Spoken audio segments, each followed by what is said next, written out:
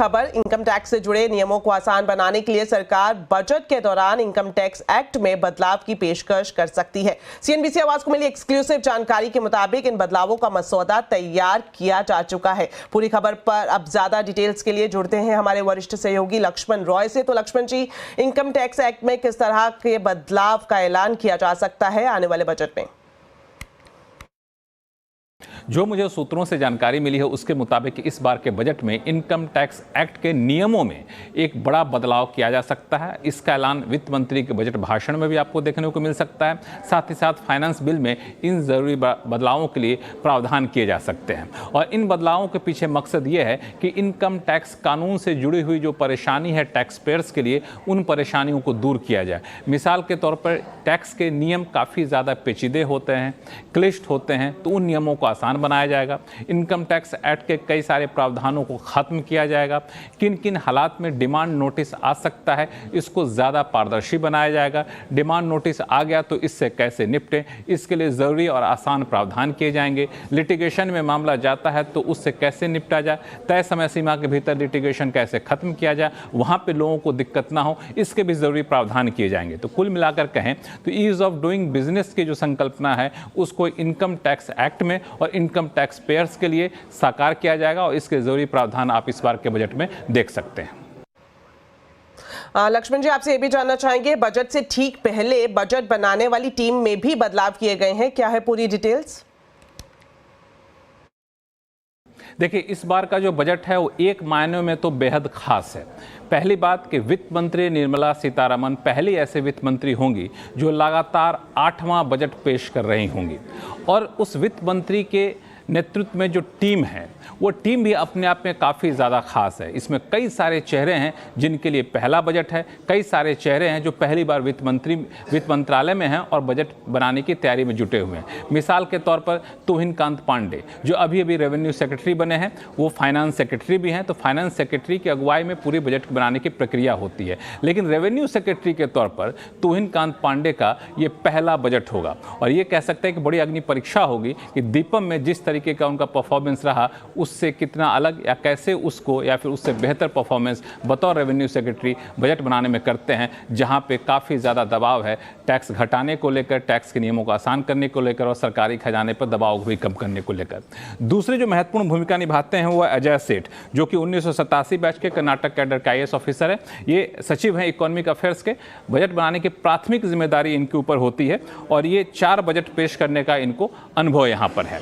दूसरे मनोज गोविल हैं, expenditure secretary. खर्च कितना किया जाए ये तय करते हैं और ये 1991 बैच के मध्य प्रदेश के कैडर के IAS ऑफिसर हैं और बजट बनाने का इनका पहला अनुभव है। M नागराजू, ये भी डिपार्टमेंट ऑफ फाइनेंशियल सर्विसेज के सेक्रेटरी हैं, 1993 बैच के त्रिपुरा कैडर के ऑफिसर हैं और ये बजट बनाने का इनका पहला अनुभव है। इससे पहले वो कोल मिनिस्ट्री में थे एडिशनल सेक्रेटरी के तौर पर। अरुणेश चावला जो कुछ देर पहले तक रेवेन्यू सेक्रेटरी थे, अब वो दीपम यानी विनिवेश विभाग की जिम्मेदारी संभाल रहे हैं। इनके लिए भी ये पहला बजट है। ये 1992 बैच के बिहार कैडर का IAS ऑफिसर है। हालांकि अर्थशास्त्री काफ़ी पैनी समझ है इनको, IMF के सीनियर इकोनॉमिस्ट रहे हैं, लंदन स्कूल ऑफ इकोनॉमिक्स से अर्थशास्त्र में मास्टर और डॉक्टरेट की उपाधि हासिल की है। एक है रवि अग्रवाल जो इनकम टैक्स डिपार्टमेंट यानी CBDT के चेयरमैन हैं। इनका भी बजट बनाने का एक बजट का अनुभव है। संजय अग्रवाल जो CBIC के चेयरमैन हैं, जिनके उन पर इनडायरेक्ट टैक्स की जिम्मेदारी होती है, इनके पास 2 बजट बनाने का अनुभव है। तो इस बार बजट बनाने वाली टीम में कई सारे नए चेहरे हैं और कई सारे युवा चेहरे भी हैं। तो शायद इस वजह से उम्मीद की जाए बजट में कुछ नयापन देखने को मिलेगा।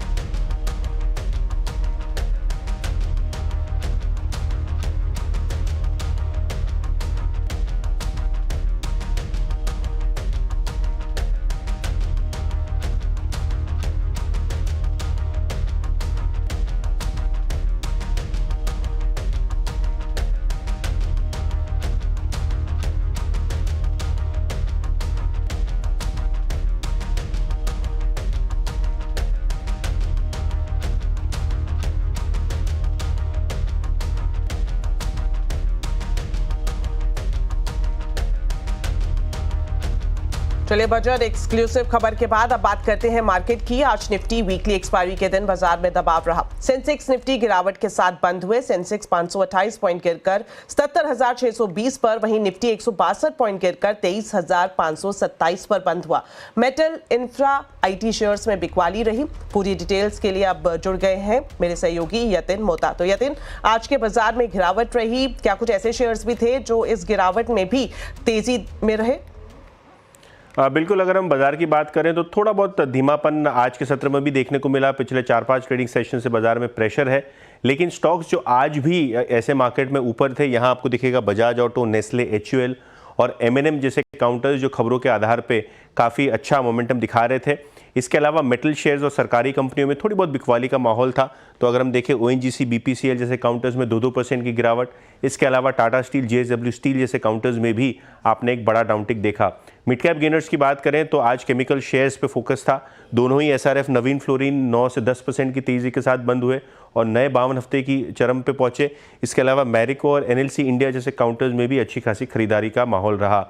लूजिंग साइड पे आपको ऑयल इंडिया, तेजस नेटवर्क जैसे काउंटर दिखेंगे। इसके अलावा कल्याण ज्वेलर्स में भी आज 6 से 7% की हेवी प्रॉफिट टेकिंग देखने को मिली। जी शुक्रिया यतिन इस पूरे मार्केट अपडेट के लिए। CNBC आवाज के 20 साल के जश्न में आज मैराथन ट्रेंड्स PMS के CEO अतुल सूरी शामिल हुए। हमारे मैनेजिंग एडिटर अनुज सिंगल से खास बातचीत में उन्होंने कहा कि पहली छमाही में उतार चढ़ाव रह सकते हैं, लेकिन दूसरी तिमाही में बाजार की चाल सुधर सकती है। साथ ही IT और फार्मा पर उनका नजरिया पॉजिटिव है।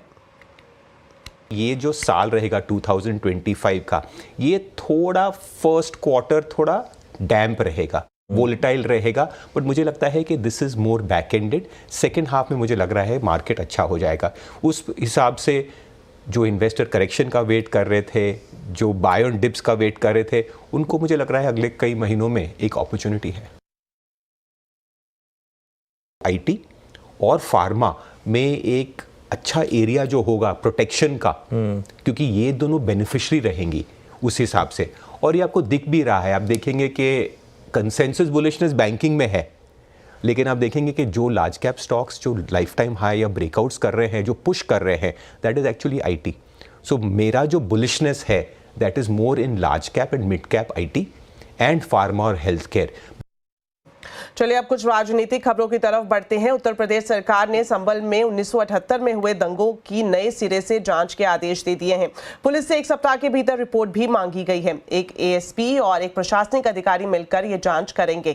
संभल में 1978 में दंगों में बड़े पैमाने पर हिंसा और आगजनी हुई थी और कई हिंदू परिवारों को वहां से विस्थापित होना पड़ा था। हाल ही में संभल में प्राचीन कार्तिक महादेव मंदिर से फिर से खोला गया है, जो इन दंगों के बाद 46 साल तक बंद रहा था। और साथ ही ये भी जानकारी दी जा रही है कि 24 नवंबर को शाही जामा मस्जिद में एक सर्वेक्षण के दौरान हुई हिंसक घटना के बाद ही इस मंदिर को खोला गया था। इसके बाद विधान परिषद सदस्य श्री चंद्र शर्मा ने संभल में 1978 के दंगों की जांच की मांग की थी। प्रधानमंत्री नरेंद्र मोदी ने आज 18वें प्रवासी भारतीय सम्मेलन में को शुरू करने के लिए पूरी अपने यहाँ पर पार्टिसिपेशन दिखाई। ओडिशा के भुवनेश्वर में कार्यक्रम का आयोजन किया गया।